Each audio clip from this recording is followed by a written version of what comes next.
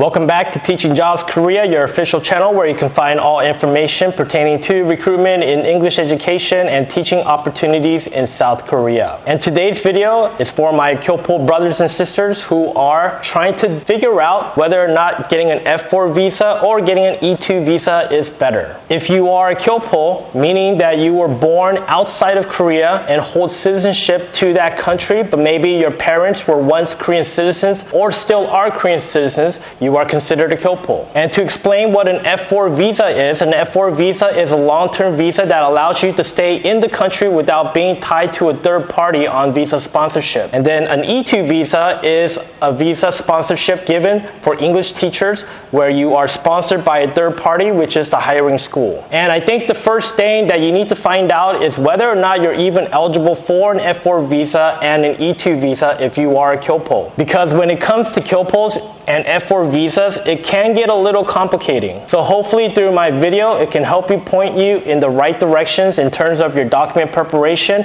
and starting your job search productively as well. Not many people know this, but if you were born in a different country and you hold citizenship to that country and you had parents that were once Korean citizens at the time of your birth or that are still currently Korean citizens, you may have a Korean citizenship that you may not know about, which may require you to either renounce your Korean citizenship before you can actually be eligible for an F-4 visa and an E-2 visa, or you may have to activate your Korean citizenship and use your Korean citizenship to work in Korea instead of getting an F-4 visa or an E-2 visa. So I think before anything, what you should do is you should check with the Korean consulate in your home country and just tell them the situation. Let them know that you're trying to find a teaching position in Korea and you heard that you may or may not be eligible for an F-4 visa, an E-2 visa, and you wanted to see whether or not you even had a Korean citizenship that you didn't know about. And then if you give them the information at the Korean consulate, they should be able to provide you with the proper way to either get an F-4 visa, E-2 visa, or the process of how to renounce your Korean citizenship. So I suggest that you check with the Korean consulate first and get clarification there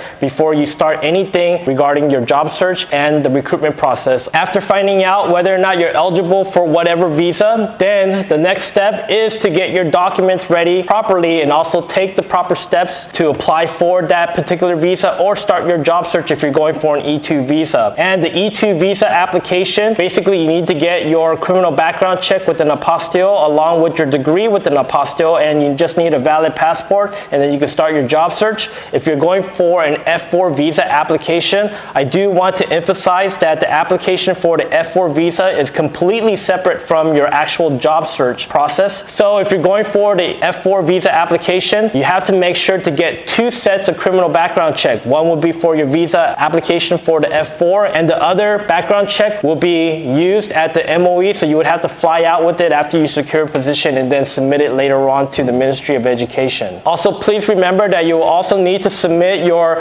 apostille degree to the Ministry of Education along with your criminal background check, so you have to bring both those documents when you fly out. Finally, for candidates who may have dual citizenship and hold a Korean passport, now you are able to fly out with your Korean passport and just work under Korean citizenship, but you have to make sure that you still get your degree apostille and bring that over with you if you do come in on a Korean passport and you work as a Korean citizen. But I think this would only be feasible for females opposed to males, because for males, if you come in on a Korean citizenship in Korea, males have mandatory military service that might become an issue for you, so you may have to either renounce your Korean citizenship and then apply for an F-4 or an E-2 at that time.